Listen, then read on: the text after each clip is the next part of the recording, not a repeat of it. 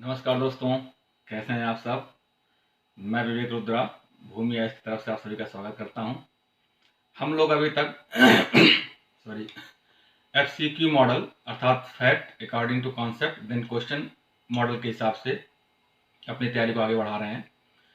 इस FCQ model के तहत हमने आत्मनिर्भर भारत की योजना जो सरकार के द्वारा अधिकृत की गई है, नियमित की गई है, उसको लेकर के फैक्ट वाले पोर्शन को भी हम देख रहे हैं। और इस फैक्ट वाले पोर्शन के तहत हमने कुल 4 क्लासें भी कर चुकी हैं।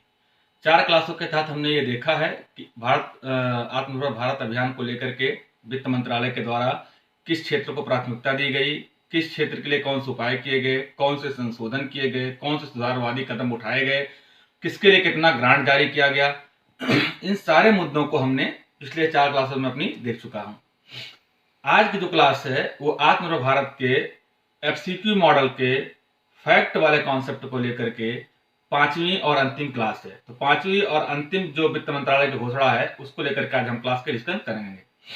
पिछली चारों क्लासों को आप देखें, क्योंकि पिछले 4 क्लासों को देख करके ही आप 5वीं क्लास को कनेक्ट कर पाएंगे, क्योंकि इसके आगे जो क्लास होगी वो कॉन्सेप्ट वाला क्लास होगी। FCQ मॉडल का जो सेकंड फेज है C यानी कि कॉन्सेप्ट वाली क्लास होगी। उसमें हम जो प्रत्येक सीरीज के जो खंड हैं उन खंडों में जो भी शब्द इस्तेमाल किए गए हैं उनको हम एक्सप्लेन करेंगे।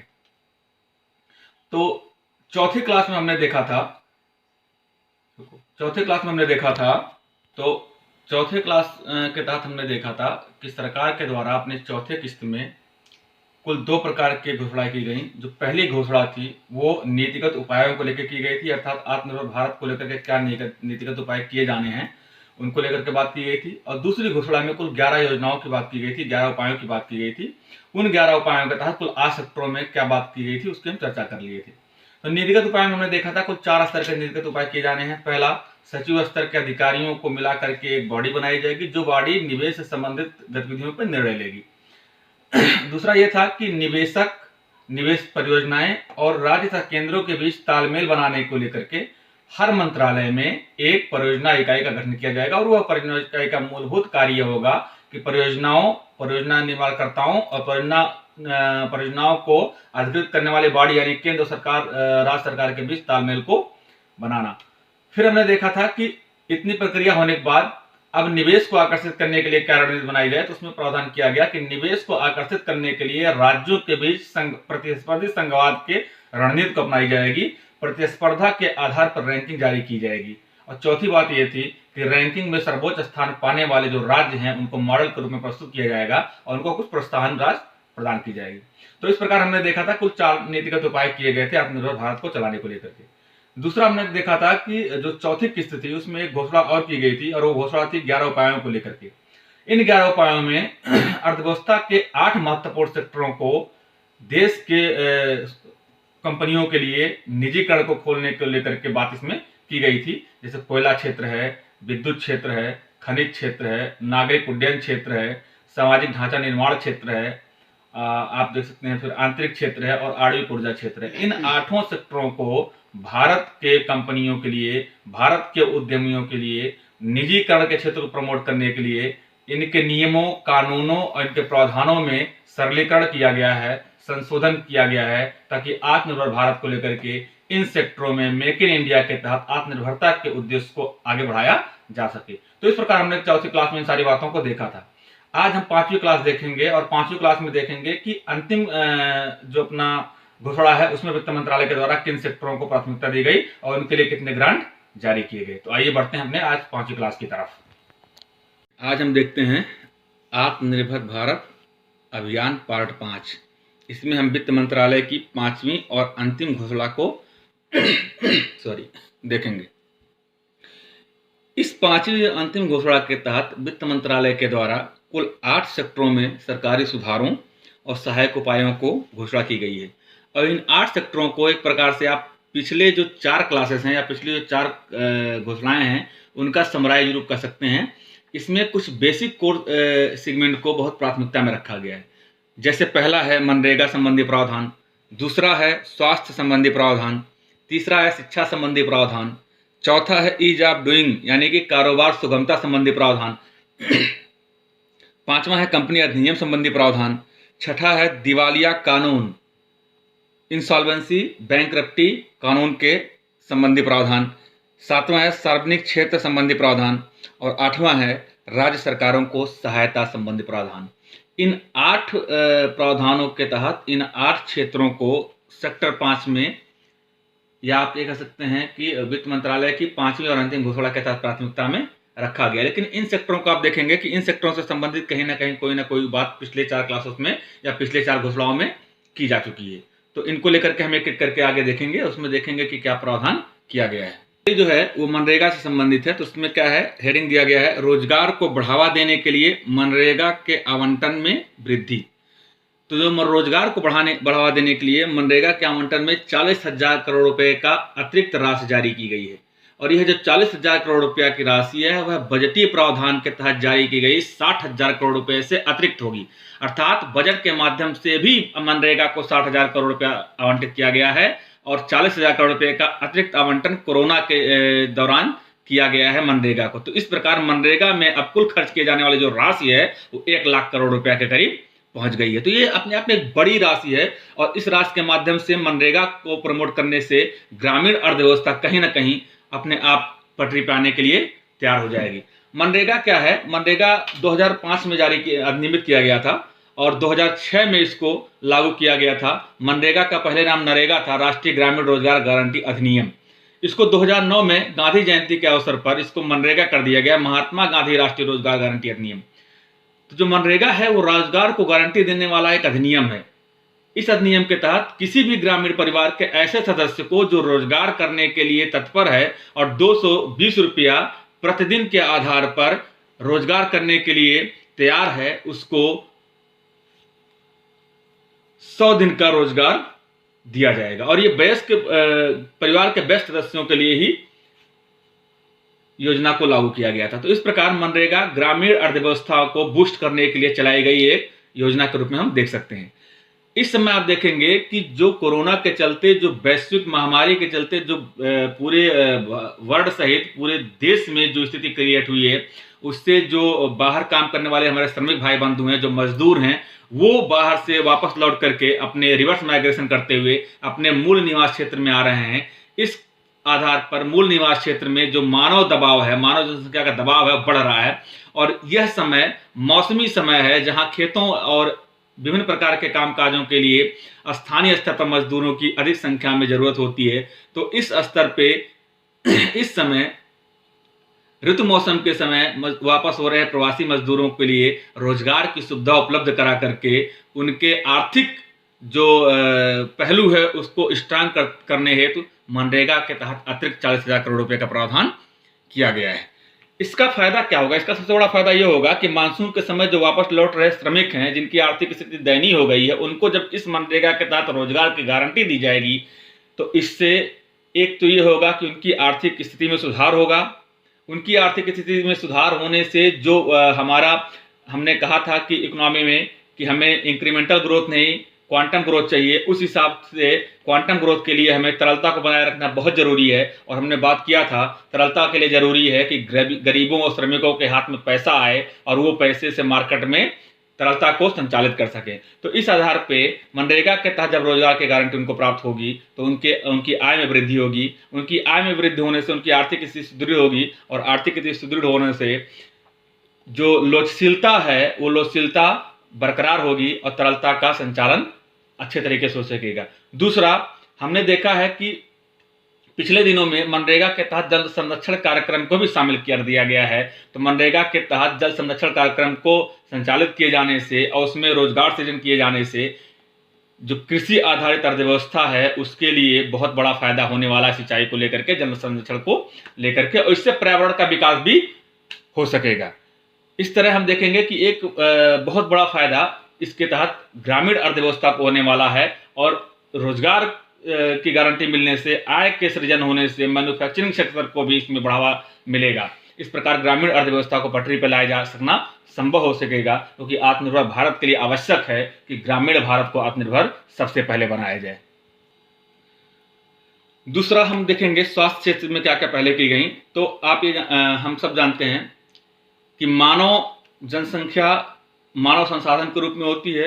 मानव संसाधन को मानव पूंजी में बदलने की प्रक्रिया एक जटिल प्रक्रिया होती है, जिसमें स्वास्थ्य, शिक्षा, प्रति व्यक्ति आय, इन सारे पहलुओं को ध्यान में रखते हुए मानव संसाधन का इस प्रकार विकास किया जाता है कि वह मानव पूंजी के रूप में कन्वर्ट हो सके। और मानव संसाधन जब तक मानव पूंजी में कन्वर्ट नहीं होगा तब तक वह किसी भी राष्ट्र के लिए एक बोझ की तरह होता है। तो मानव संसाधन को मानव पूंजी में कन्वर्ट करने के लिए जो पहली प्राथमिकता है वह यह है कि वह मानव संसाधन स्वस्थ हो, शारीरिक रूप से, मानसिक रूप से, हर प्रकार से वह स्वस्थ हो। तो स्वास्थ्य के क्षेत्र को प्राथमिकता में रखना एक बहुत बड़ी उपलब्धि है और इस क्षेत्र को लेकर के भी इस योजना में बात की गई है। इसमें जो पहला प्रावधान किया गया वह किया गया कि ग्रामीण और शहरी क्षेत्रों में स्वास्थ्य एवं कल्याण केंद्रों की संख्या में बढ़ोतरी करके, ध्यान देने वाली बात है कि ग्रामीण और शहरी दोनों क्षेत्रों की बात की जा रही है, और स्वास्थ्य एवं कल्याण केंद्रों की संख्या में बढ़ोतरी करके, अर्थात नए केंद्र खोले जाएंगे। इसका मतलब यहाँ पहली बार केंद्र नहीं खुल रहे हैं, ध्यान रखने वाली बात है। केंद्र पहले से स्थापित हैं और केंद्रों को वहां स्थापित करके उनकी संख्या को बढ़ाने की बात की जा रही है। तो संख्या को बढ़ा करके और जमीनी स्वास्थ्य संस्थानों में निवेश करके स्वास्थ्य पर सार्वजनिक व्यय को बढ़ाया जाएगा। स्वास्थ्य पर क्या है? सार्वजनिक व्यय को बढ़ाया जाएगा। दूसरा क्या किया गया, जो बेहद सबसे महत्वपूर्ण काम किया गया, जिला ब्लॉक स्तर पे भी स्वास्थ्य संस्थाओं को विकसित करने की बात की गई। और जिला और ब्लॉक स्तर पर जब स्वास्थ्य संस्थाएं विकसित होंगी तो जो स्वास्थ्य का क्षेत्र है वो जमीनी स्तर पर अंतिम छोर पे बैठे व्यक्ति तक उसकी उपलब्धता सुनिश्चित हो सकेगी, उसकी पहुंच वहां तक सुनिश्चित हो सकेगी। इस तरह अंतिम छोर पर बैठा जो व्यक्ति है उस तक स्वास्थ्य की पहुंच होगी और इस तरह भारत एक स्वस्थ भारत के रूप में कन्वर्ट हो सकेगा। इन सारे पहलुओं को ध्यान में रखते हुए यहाँ बात की गई है। तो दूसरा जो सबसे महत्वपूर्ण पहलू किया गया कि सभी जिलों में, ध्यान रखने वाली बात है कि सभी जिलों में संक्रामक रोगों के अस्पताल ब्लॉक स्थापित किए जाएंगे। अस्पताल ब्लॉक स्थापित किए जाएंगे और महामारियों के प्रबंधन के लिए सभी जिलों और ब्लॉक स्तर पर, यह ध्यान रखने वाली बात है, सभी जिलों और ब्लॉक स्तर के लैब और जन स्वास्थ्य इकाइयों में एकीकृत जन स्वास्थ्य प्रयोगशालाओं द्वारा लैब नेटवर्क और निगरानी को मजबूत किया जाएगा। तो जो लैब, क्योंकि स्वास्थ्य क्षेत्र का जो सबसे प्राथमिक क्षेत्र है वह है कि जांच के उपलब्धता होनी।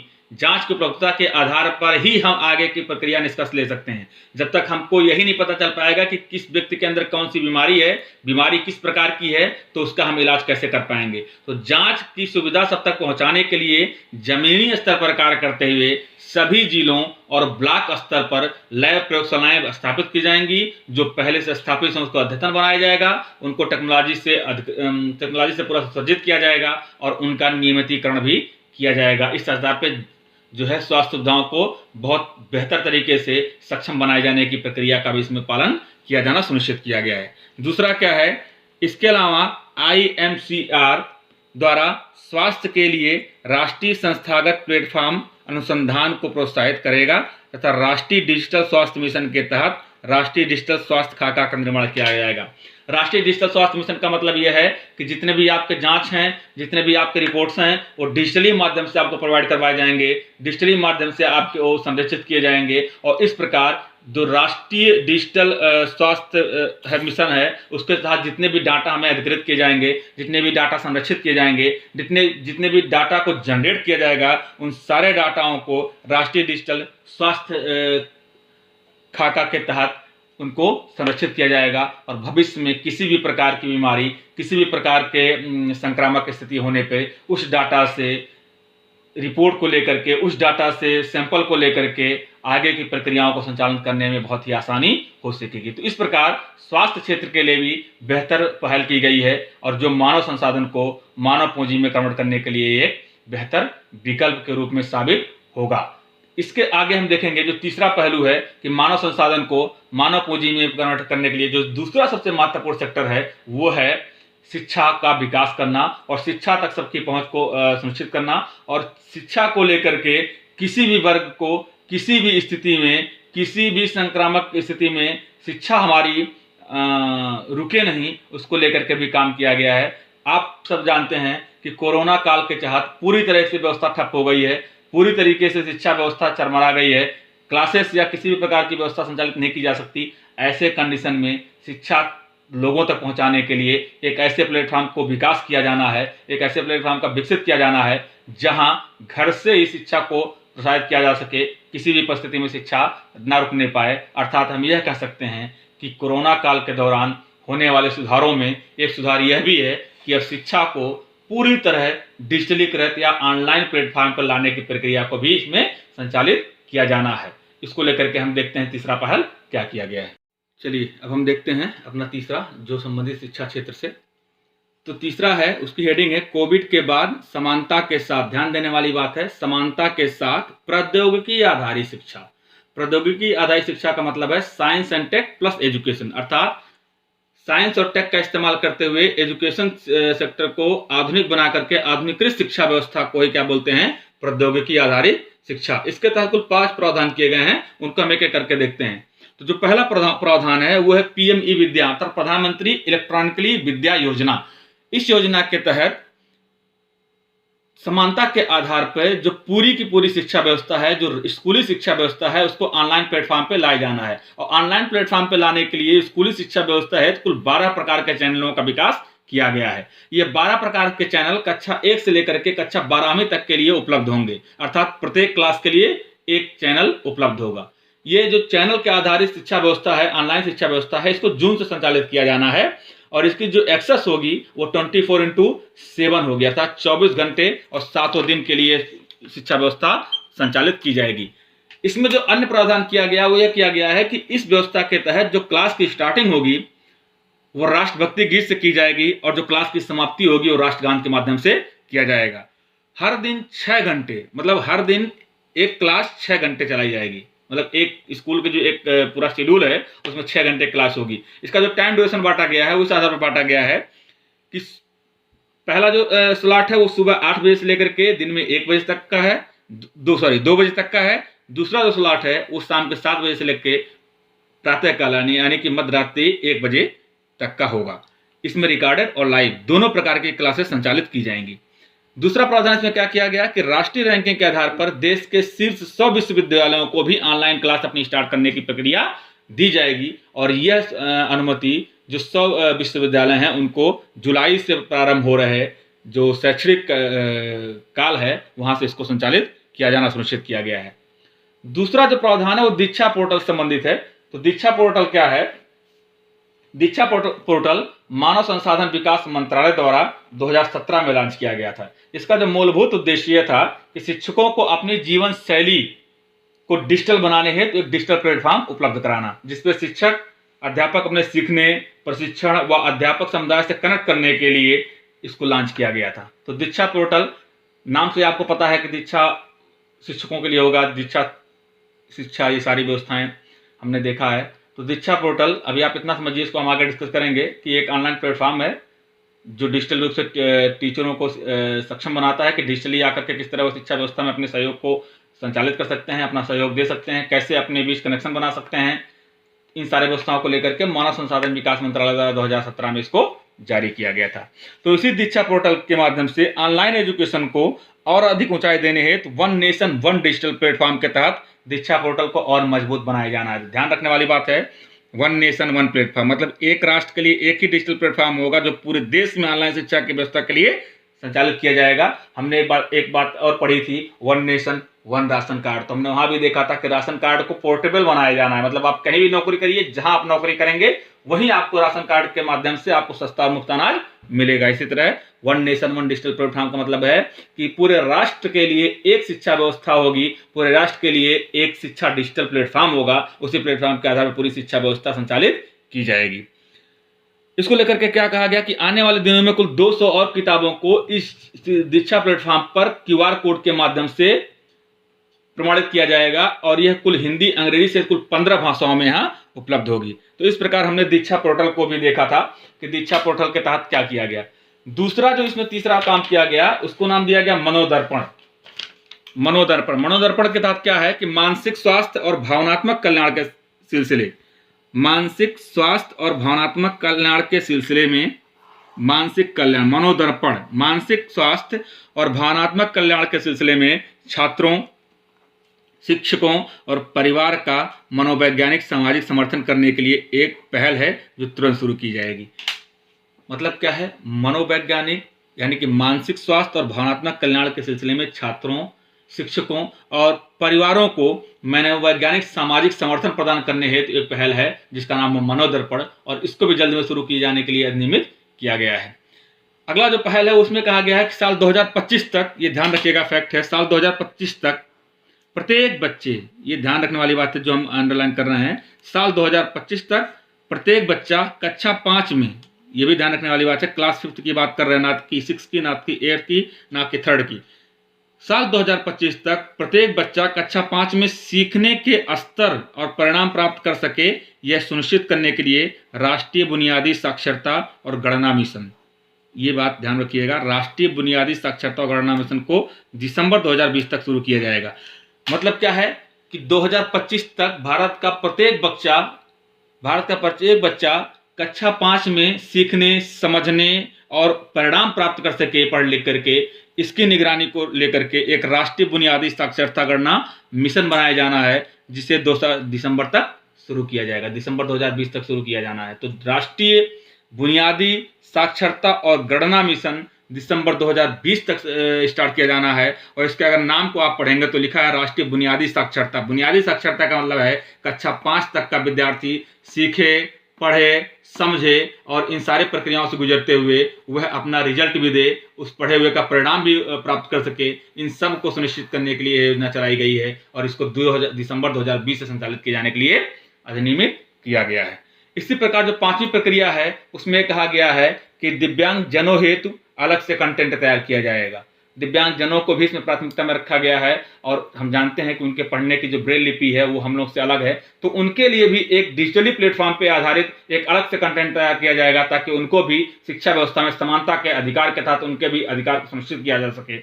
इस प्रकार इन 5 माध्यमों से शिक्षा व्यवस्था को डिजिटलीकृत किया जाना है, आधुनिक किया जाना है और वहां समानता के स्तर को स्थापित करते हुए सबकी पहुंच को वहां सुनिश्चित किया जाना है। साथ ही बुनियादी शिक्षा, बुनियादी संरचना, गुणवत्ता मानक को स्थापित किया जाना है। और ये पूरी प्रक्रियाओं में जो ऑनलाइन प्लेटफॉर्म पे कंटेंट का डेवलपमेंट करना है उसकी अधिकांश जिम्मेदारी NCERT को दी गई है, राष्ट्रीय साक्षरता कार्यक्रम को दी गई है। इस आधार पर आप यह भी महसूस कर सकते हैं, हम यूपीएससी के स्टूडेंट हैं, जब हम कहते हैं कि NCERT पढ़ना चाहिए, NCERT बेसिक बुक है, तो हम क्यों कहते हैं? आप देखेंगे पूरी शिक्षा व्यवस्था का जो डिजिटलीकरण आधुनिक रूप लाना है, उस आधुनिक रूप को लेकर के जो एक बॉडी है जिसको इतनी महत्वपूर्ण जिम्मेदारी सौंपी गई है वो है NCERT। तो NCERT की महत्वता, NCERT की इंपॉर्टेंस आप यहाँ से भी समझ सकते हैं।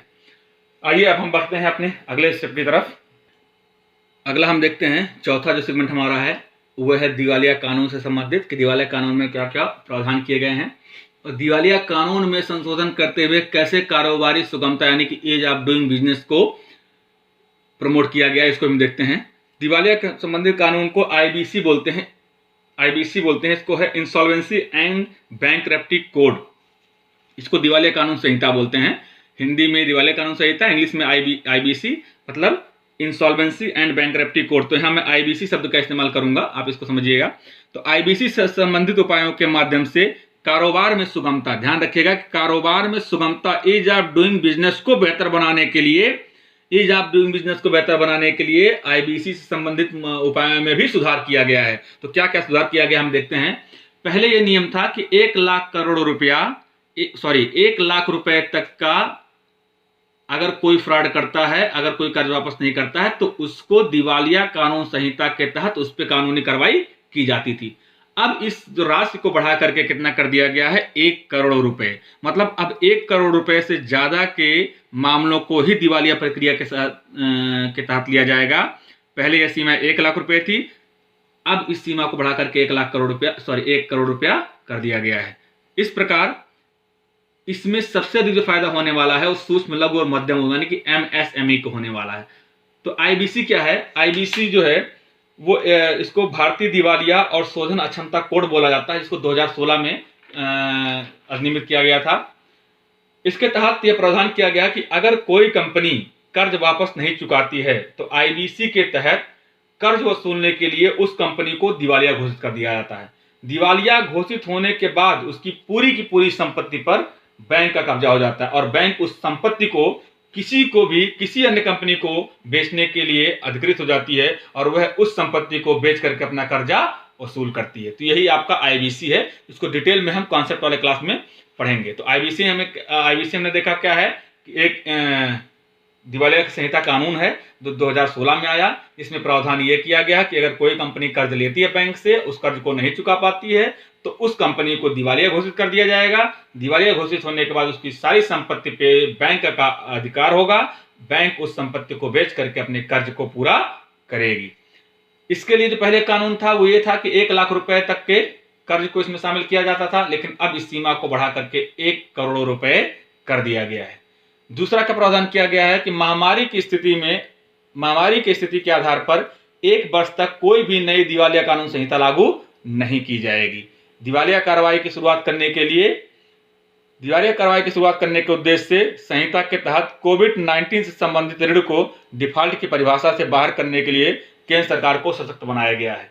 तो पहला कानून ये बताया गया कि अब 1 लाख की सीमा को बढ़ाकर 1 करोड़ कर दिया गया। दूसरा बनाया गया कि कोरोना काल में, महामारी अवधि में कोई भी नई दिवालिया संहिता कानून नहीं लाया जाएगा। और दूसरा, किस कोविड-19 के तहत लिए गए कर्ज में कौन सा कर्ज डिफॉल्ट होगा कि नहीं होगा, डिफॉल्ट होने के बाद उसकी क्या प्रक्रिया होगी, इन सारे मुद्दों पे निर्णय लेने के लिए केंद्र सरकार को सशक्त बनाया गया है। और कहा गया है कि एक अध्यादेश लाया जाएगा और अध्यादेश के माध्यम से केंद्र सरकार को अधिकृत किया जाएगा कि वो इस मामले में अपना निर्णय सुरक्षित रख सके। तीसरा क्या है, आईबीसी की धारा 240A में संशोधन किया जाएगा, जिसमें एमएसएमई के लिए स्पेशल इंसॉल्वेंसी रेजुलेशन फ्रेमवर्क को कोविड-19 से उपजी परिस्थितियों के मुताबिक बनाया जाएगा। तो इस प्रकार हमने देखा कारोबारी सुगमता को बनाए रखने के लिए या उसकी और अधिक कारोबारी सुगमता सुनिश्चित करने के लिए आईबीसी कानून में भी संशोधन किया गया। अब हम देखते हैं कि कंपनी अधिनियम के तहत क्या प्रावधान किए गए और उसके माध्यम से कैसे कारोबारी सुगमता को सुनिश्चित किया जाने का प्रावधान किया गया, उसको भी हम आगे देखते हैं। आइए हम देखते हैं 5वां सेगमेंट, जिसमें कंपनी अधिनियम से लेकर बात की गई है। तो उसकी हेडिंग क्या है, कंपनी अधिनियम के तहत की गई गलती यानी कि चूक को अपराध की श्रेणी से बाहर करना।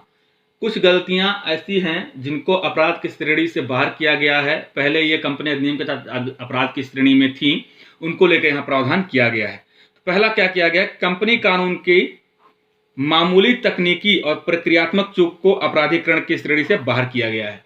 मतलब क्या था कि अगर पहले नियम यह था कि कंपनी अधिनियम के तहत नियम बनाए गए थे, किसी प्रकार की अगर छोटी सी भी तकनीकी चूक होती है या कोई प्रौद्योगिकी चूक होती है या सीएसआर की आप रिपोर्टिंग नहीं कर पाए या कुछ चीज़ें सीएसआर में छूट गई या बोर्ड की जानकारी के दौरान कुछ कमी रह गई या कंपनी की आम सभा बुलाने में देरी हो गई, इन सारे प्रकार की कमियों को, इन सारे प्रकार की गलतियों के आधार को अपराधीकरण के तहत घोषित किया गया था। लेकिन अब इनमें संशोधन किया गया है। अब किसी प्रकार की मामूली चूक के तहत इन श्रेणियों को अपराध की श्रेणी से बाहर कर दिया गया है। मतलब क्या है कि अगर सीएसआर की रिपोर्टिंग या कुछ चीज़ों में छूट हो जाती है या कंपनी अपना आम सभा बुलाने में कुछ कारणवश देरी हो जाती है या कुछ जानकारी बोर्ड के माध्यम से पाने में या देने में कुछ कमी रह जाती है या कुछ मामूली तकनीकी कमी हो जाती है, इन सारे मुद्दों पे अब अपराध की श्रेणी में इनको नहीं रखा जाएगा। अब इनको इससे छूट दे दी गई है। इस प्रकार की गलती को अपराध की श्रेणी से बाहर करने की घोषणा भी की गई है। तो सीएसआर क्या होता है? सीएसआर का मतलब होता है कारपोरेट सोशल रिस्पॉन्सिबिलिटीज, कारपोरेट सामाजिक दायित्व।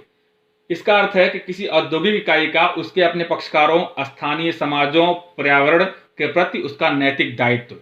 कोई भी कंपनी कोई भी उद्योग धंधे लगाती है, वहाँ के श्रमिकों के लिए, वहाँ के स्थानीय लोगों के लिए, अपने कंपनी में काम करने वाले अपने पक्षकारों के लिए, पर्यावरण के लिए उसका कुछ नैतिक दायित्व होता है। उन नैतिक दायित्वों की श्रृंखला को या उन नैतिक दायित्वों के समुच्चय को ही सीएसआर बोला गया है। इसको लेकर के जो कानून बनाया गया उसमें कंपनी अधिनियम का उसमें कहा गया है कि सीएसआर के तहत जिन कंपनियों का निवल मूल्य नेटवर्थ 500 करोड़ रुपए से अधिक हो या कुल कारोबार टोटल टर्नओवर 1000 करोड़ रुपए से अधिक हो या शुद्ध लाभ नेट प्रॉफिट 5 करोड़ रुपए से अधिक हो, उसे अपने पिछले 3 वर्षों के, ध्यान रखने वाली बात है, पिछले 3 वर्षों के शुद्ध लाभ के औसत 2% सीएसआर हेतु खर्च करने होंगे। तो CSR क्या है? एक नैतिक दायित्व है कंपनियों का अपने पक्षकारों के प्रति, पर्यावरण के प्रति, स्थानीय जनता के प्रति। उनका एक कर्तव्य है और इस कर्तव्य को निभाने के लिए कानून बनाया गया। कानून में कहा गया कि ऐसी कंपनी जिसका कुल नेटवर्थ 500 करोड़ रुपए का हो, या उसका कुल टर्नओवर 1000 करोड़ रुपए से ज्यादा हो, या उसका नेट प्रॉफिट 5 करोड़ रुपए से ज्यादा हो, वह कंपनी अपने पिछले 3 साल के टोटल प्रॉफिट का 2% CSR पे खर्च करेगी। तो इन्हीं सारे रूलों को लेकर के कंपनी अधिनियम में संशोधन किया गया और कहा गया कि अगर ऐसे कुछ चूक हो जाती है CSR की रिपोर्टिंग करने में, उसमें कुछ जानकारियां देने में, आम सभा की बैठक बुलाने में, कुछ मामूली तकनीकी कमियों के कारण अब उनको अपराध की श्रेणी में नहीं रखा जाएगा। अगर इस प्रकार की कानूनी कार्रवाई अपराध की श्रेणी से बाहर होती है तो जाहिर सी बात है कंपनियों को बहुत ही सहजता और सुगमता के साथ अपने कारोबार को संचालित करने में आसानी होगी और उनका निवेश के प्रति, हमारे देश के प्रति, हमारे देश के कंपनी कानूनों के प्रति उनका जो विश्वास बढ़ेगा और विश्वास बहाली के चलते वह हमारे क्षेत्र, हमारे देश में उद्योग धंधों को संचालित करने के लिए बहुत ही अच्छे तरीके से, बहुत ही मनोभाव तरीके से यहाँ अपने उद्योग धंधे स्थापित करेंगे और उससे हमें प्रॉफिट ही होने वाला है। दूसरा, अगला हम देखते हैं जो कारोबारी सुगमता से संबंधित है, तो उसमें क्या किया गया है? कंपनी के लिए कारोबार करने में सुगमता, ease of doing business. Ease of doing business से संबंधित भी कुछ प्रावधान किए गए हैं। तो हम पहले देखते हैं ईज ऑफ डूइंग बिजनेस क्या है। इसके पूरी डिटेल हम नेक्स्ट क्लास यानी कि अपने कॉन्सेप्ट वाला क्लास में करेंगे। अभी यहाँ से जानिए ईज ऑफ डूइंग जो बिजनेस है, ये एक सूचकांक है जिसको वर्ल्ड बैंक द्वारा जारी किया जाता है। इसका मतलब यह है कि किसी कारोबार में कितनी आसानी है। इससे देश में कारोबारी नियमों और प्रशासनिक अनुमति का सरलीकरण करना शामिल होता है।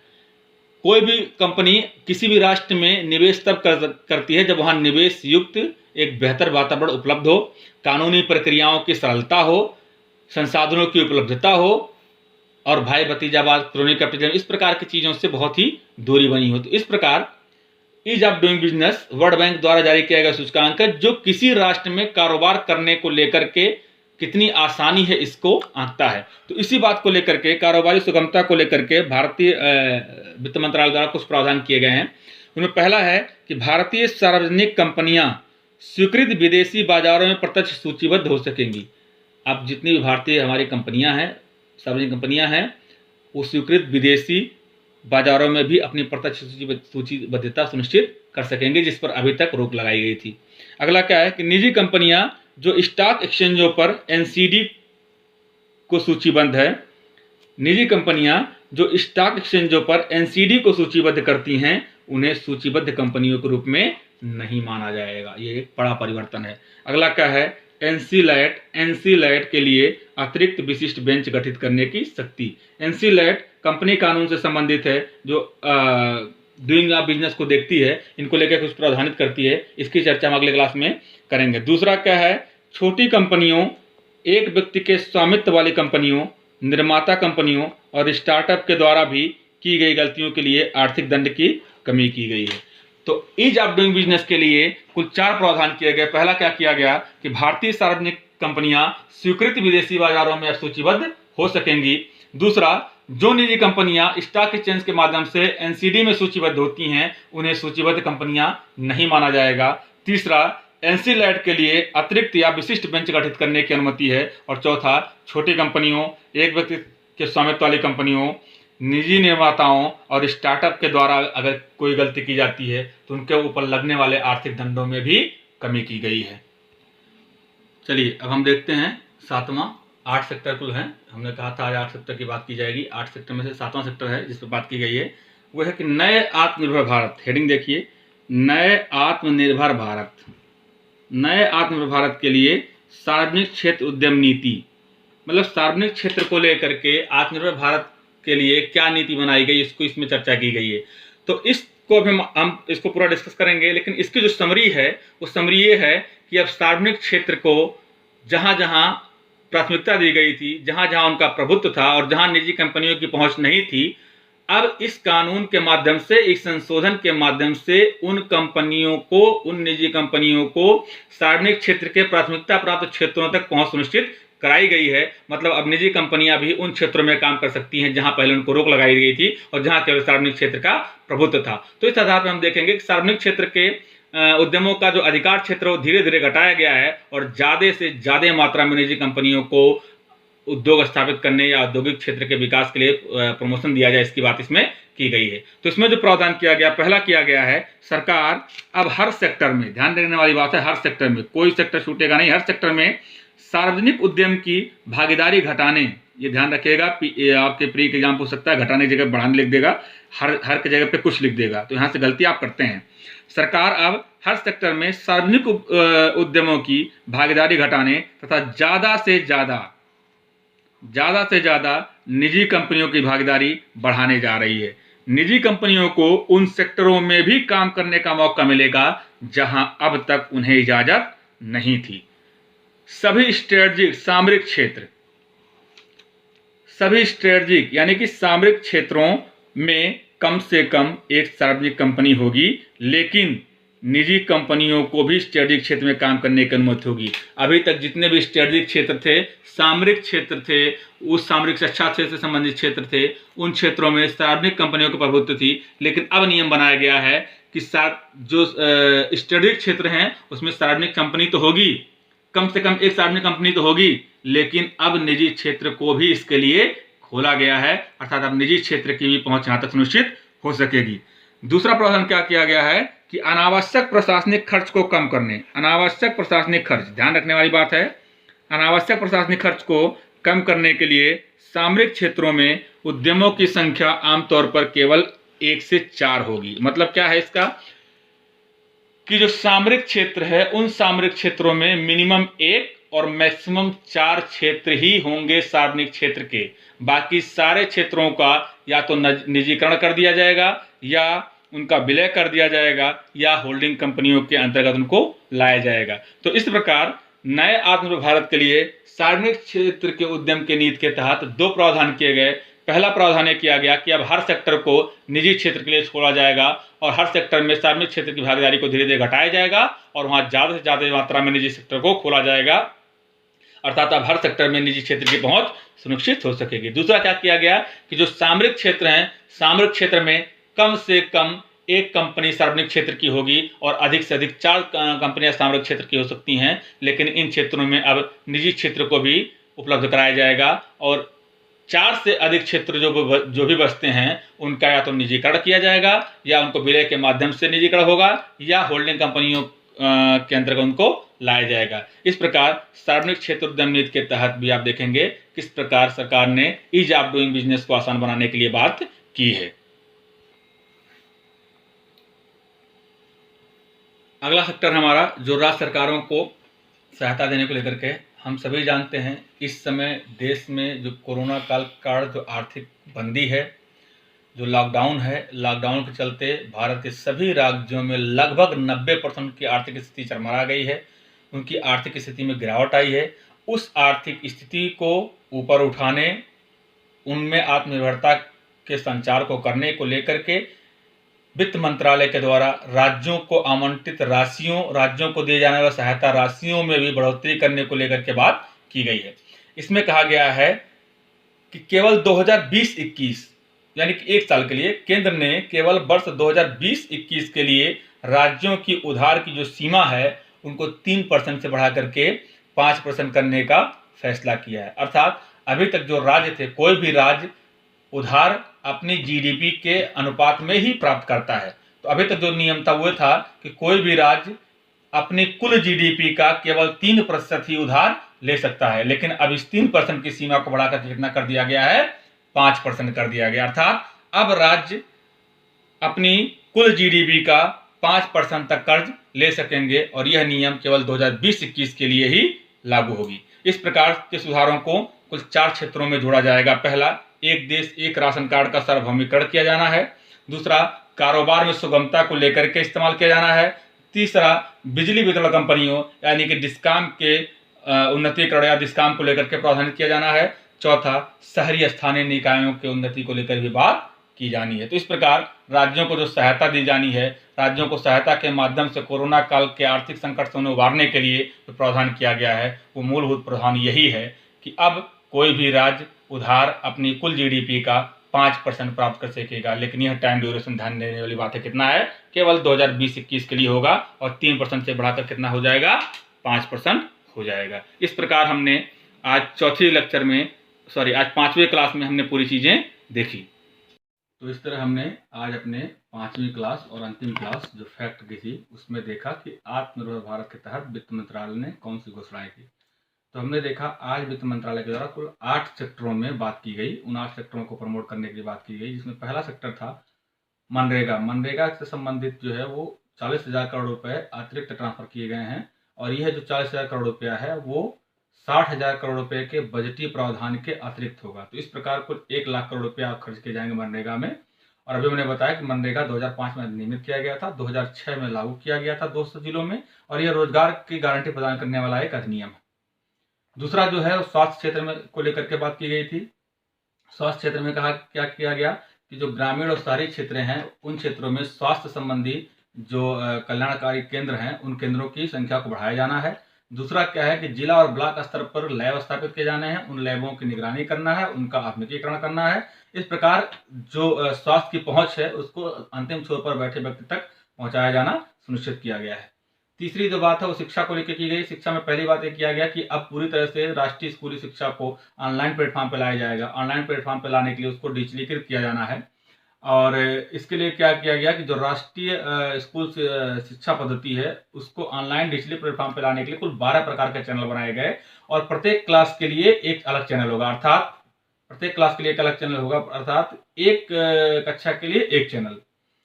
और इसमें कहा गया है कि इस चैनल का जो एक्सेस होगा वो 24/7 होगा। इसको जून से चालू किया जाना है और इसकी जो टाइम ड्यूरेशन होगी एक दिन में 6 घंटे की क्लास चलेगी और इस घंटे को बांटा गया है प्रातःकालीन 8 बजे से शाम 2 बजे तक, शाम 7 बजे से भोर प्रातः 1 बजे तक, ये इनकी ड्यूरेशन दी गई। दूसरा क्या किया गया कि दीक्षा पोर्टल को आधुनिक बनाया जाना है। दीक्षा पोर्टल है उसको one nation one digitally platform के माध्यम से और मजबूत किया जाना है।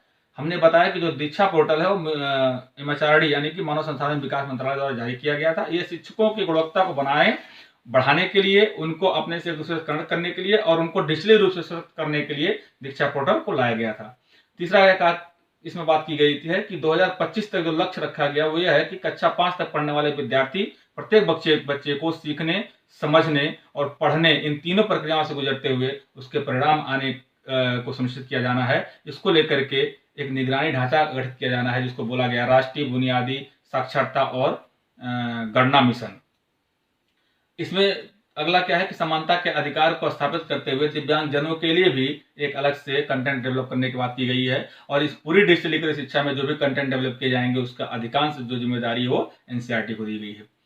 तीसरी जो बात है वो दिवालिया कानून को लेकर की गई थी। IBC को लेकर बात की गई थी, इंसॉल्वेंसी बैंकरप्टी कोड को लेकर के, जो 2016 में आया था। हमने बताया कि IBC के तहत प्रावधान किया गया है कि अगर कोई किसी कंपनी कोई बैंक से कर्ज लेती है, कर्ज नहीं चुका पाती है तय समय पे, तो उसको दिवालिया घोषित कर दिया जाएगा इस कानून के तहत। और यह कानून ये कहता है कि ऐसी कंपनियों की पूरी संपत्ति पे अधिकार बैंक का होगा और बैंक इस संपत्ति को बेच करके अपना कर्ज वसूल सकता है। तो इसमें जो प्रावधान किया गया था, पहले यह था कि 1 लाख रुपए तक के जो कर्ज हैं उसको इसके तहत लाया गया था, लेकिन अब इसकी सीमा को बढ़ा करके 1 करोड़ रुपए तक कर दिया गया है। और दूसरा इसमें प्रावधान ये किया गया है कि अब अगले 1 साल तक जो है कोई भी नया बैंक रफ्ते कानून नहीं लागू किया जाएगा और 1 साल तक कोविड-19 के दौरान जो भी कर्ज लिए जाते हैं उनको डिफॉल्ट घोषित करना या उनको लेकर के प्रावधान करने को लेकर अध्यादेश लाया जाएगा। इस अध्यादेश के माध्यम से केंद्र सरकार को सशक्त किया जाना है, कोई निर्णय ले क्या करना है। इस प्रकार हमने 4 सेक्टर की बात की। जो 5वां सेक्टर है वो कंपनी कानून को लेकर किया गया। कुछ गलतियों को अपराध की श्रेणी से बाहर करते हुए कारोबारी सुगमता को आसान बनाया जाना है। उसमें कहा गया है कि जैसे CSR में कुछ रिपोर्टिंग में गलत हो, कुछ जानकारी देने में गलत हो, या कोई कंपनी अपने आम सभा बुलाने को लेकर के कोई कमी करे, या कोई नियम में ढीला ढाली हो, या मामूली तकनीकी गड़बड़ियां हो, इस आधार को अभी तक कंपनी अधिनियम के तहत अपराध माना जाता था, लेकिन अभी से अपराध नहीं माना जाएगा। इसको अपराध की श्रेणी से बाहर कर दिया गया है। CSR क्या होता है, हमने बताया था कि CSR हर कंपनी का अपने लोगों के प्रति, स्थानीय समाज के प्रति और पर्यावरण के प्रति एक दायित्व है, जिसके तहत ऐसी कंपनी जिसका कुल नेटवर्थ 500 करोड़ रुपया हो, जिसका कुल प्रॉफिट 1000 करोड़ रुपए से ज्यादा हो, और जिसका कुल नेटवर्थ जो 500 करोड़ रुपए से ज्यादा हो, कुल टर्नओवर 1000 करोड़ रुपए से ज्यादा हो, और कुल प्रॉफिट उसका 5 करोड़ रुपए से ज्यादा हो, ऐसी कंपनी अपने पिछले 3 साल के प्रॉफिट के 2% उसको CSR पे खर्च करने को। CSR छठवां जो बात की गई सेक्टर के, वो ये किया गया कि ईज ऑफ डूइंग को लेकर बात की गई। हमने देखा था ईज ऑफ डूइंग यानी कि कारोबारी सुगमता वर्ल्ड बैंक द्वारा जारी किया गया सूचकांक है, जिसके माध्यम से तय किया जाता है कि किस देश में कारोबार करने के को लेकर के कितनी आसानी है, कानूनों का कितना सरलीकरण है, किस प्रकार का एटमॉस्फेयर की कितनी सुगमता है, इन सारे बातों को लेकर के वहां बात की गई थी। तो ईज ऑफ डूइंग के मामले में भारत को उच्चतम रैंकिंग प्रदान करने और कंपनी अधिनियम को और सरलीकृत करने को लेकर के बीच में बात की गई है। इसमें कहा गया है कि अब जितनी भी सार्वजनिक क्षेत्र कंपनियां हैं, उनको इस बात के लिए अधिकृत किया गया है कि वह स्वीकृत विदेशी बाजारों में भी प्रत्यक्ष सूचीबद्धता अपनी दिखा सकेंगी। सातवां जो सेक्टर है उसमें बात की गई है कि नए आत्मनिर्भर भारत को लेकर के सार्वजनिक उद्यम क्षेत्र को लेकर के कुछ नीति बनाई गई है। तो नए आत्मनिर्भर भारत के लिए सार्वजनिक क्षेत्र के उद्यम नीति के तहत यह किया गया है कि जो प्रत्येक सेक्टर है वो निजी क्षेत्र के लिए खोला जाएगा, यानी कि जिस सेक्टर में सार्वजनिक क्षेत्र की प्राथमिकता थी, जिस सेक्टर में सार्वजनिक क्षेत्र की जो है आप कह सकते हैं वर्चस्व था, अब धीरे धीरे सेक्टरों में सार्वजनिक क्षेत्र के दायित्व को कम किया जाना है और ज्यादा से ज्यादा निजी कंपनियों को वहां पहुंच सुनिश्चित किया जाना है। यानी कि अब हर सेक्टर में उन सेक्टरों में भी निजी क्षेत्र काम कर सकेगा जिन सेक्टरों में अभी तक उसकी पहुंच नहीं थी। दूसरा क्या प्रावधान किया गया कि सामरिक क्षेत्र हैं, जितने भी सामरिक क्षेत्र हैं उसमें कम से कम एक कंपनी तो सार्वजनिक क्षेत्र की होगी, लेकिन निजी क्षेत्र को भी इसके लिए खोला जाना है। इस प्रकार सार्वजनिक क्षेत्र में मैक्सिमम 1 से लेकर के 4 सार्वजनिक कंपनियां हो सकती हैं। बाकी क्षेत्रों को निजीकरण किया जाना है, विलय के माध्यम से उनका हस्तांतरण किया जाना है या होल्डिंग कंपनी के माध्यम से उनको स्थापित किए जाने का प्रावधान किया गया है। 8वीं जो अंतिम बात है उसमें किया गया है कि राज्यों के आर्थिक स्थिति में सुधार को लेकर के बात की गई है। उसमें कहा गया है कि पहले जो प्रावधान था वो प्रावधान ये था कि कोई भी राज्य अपनी कुल GDP का केवल 3% ही उधार ले सकता था। अब उस उधार की सीमा को 2020-21 यानी कि 1 साल के लिए बढ़ा करके कितना कर दिया गया है, 5%। अर्थात अब कोई भी राज्य अपनी कुल GDP का 5% तक उधार ले सकता है। तो इस प्रकार हमने देखा, पिछले 5 क्लासों में हमने आत्मनिर्भर भारत को लेकर के बात कर लिया। पिछले 5 क्लासों में हमने आत्मनिर्भर भारत के पूरे एक एक एस्पेक्ट्स को मेरे द्वारा बहुत अच्छे से क्लियर किया गया है। आप उसको अच्छे से पढ़िए, क्योंकि इस साल 2020, 2021 और 2022 के लिए आत्मनिर्भर भारत किसी भी एग्जाम के प्री लेवल, किसी भी एग्जाम के मेंस लेवल और किसी भी एग्जाम के एसए लेवल के लिए बहुत ही इंपॉर्टेंट टॉपिक है। इसके हर एस्पेक्ट्स को मैंने बहुत अच्छे से क्लियर किया हुआ फैक्ट के माध्यम से। कॉन्सेप्ट वाले पोर्शन पर हम आगे बात करेंगे, इसको पढ़िए। तो इस प्रकार हम 5 क्लासों में वित्त मंत्रालय के द्वारा घोषित किए गए घोषणाओं के माध्यम से आत्मनिर्भर भारत का जो बेसिक थीम उसको हम समझ चुके हैं और इसको लेकर के हमने पूरे डिस्कस कर लिया है। अब इसके आगे हम अपनी दूसरी क्लास स्टार्ट करेंगे कॉन्सेप्ट को लेकर के, तब आगे देखेंगे कि क्या उसमें किया जाना है। तब तक के लिए आप जितनी भी क्लासेस उसको देखिए, पढ़िए। कोई भी आपको दिक्कत होती है किसी भी सेगमेंट को लेकर के आप हमसे बात कर सकते हैं। कहीं भी क्लास को लेकर के कोई दिक्कत हुई है, कुछ कॉन्सेप्ट आपको समझ में ना आया हो, कुछ टेक्नोलॉजी समझ में ना आई हो, या एग्जाम को लेकर के कोई बात करनी हो, कोई भी राज्य के आयोग या यूपीएससी को लेकर के किसी भी क्षेत्र की बात करनी हो, क्लास के बियॉन्ड कोई बात करनी हो, तो आप हमसे संपर्क कर सकते हैं। अभी मैं उसको डिस्प्ले करूंगा, उस माध्यम से आप हमसे संपर्क कर सकते हैं। किसी भी समय आप हमें फोन कर सकते हैं, किसी भी समय हमें व्हाट्सएप कर सकते हैं, हमारे टेलीग्राम आईडी पे जाकर हमसे बात कर सकते हैं। और आप अपनी पढ़ाई को बेहतर तरीके से जारी रखिए। अभी आपको पता है कि यूपीएससी के द्वारा जो डिसीजन हो 5 जून को आने वाला है, हमारे पास अच्छा समय है, हम इसको इस्तेमाल करें, गोल्डन चांसेस को पढ़ें। बाकी आगे क्लास हम कंटिन्यू करेंगे, कॉन्सेप्ट वाले पोर्शन पे आएंगे तो अच्छे से डिटेल करेंगे। तब तक के लिए आप पढ़ते रहिए, खुश रहिए, स्वस्थ रहिए, सबको स्वस्थ रहिए। धन्यवाद, नमस्कार। तो हम जो है आप हमसे संपर्क कर सकते हैं हमारी टेलीग्राम आईडी भूमि IAS पर। भूमि में B कैपिटल है, BHOOMI IAS, IAS में पूरा कैपिटल में है। तो आप हमें भूमि IAS पर टेलीग्राम माध्यम से संपर्क कर सकते हैं। दूसरा, आप हमसे व्हाट्सएप पर संपर्क कर सकते हैं 7827188599 पे। तीसरा, आप हमारे पिछले लेक्चर को देखने के लिए, अपने कॉन्सेप्ट को बिल्डअप करने के लिए हमें हमारे यूट्यूब चैनल पर हमको ज्वाइन कर सकते हैं। हमारा यूट्यूब चैनल है विवेक रुद्रा फ्रॉम लखनऊ। ठीक है मित्रों, मिलते हैं नेक्स्ट क्लास के लिए। तब तक के लिए सब्बा खैर, शुभ रात्रि, आपका दिन शुभ हो। आप पढ़ते रहिए, स्वस्थ रहिए और अपना 100% अपने एम को देते रहिए। धन्यवाद।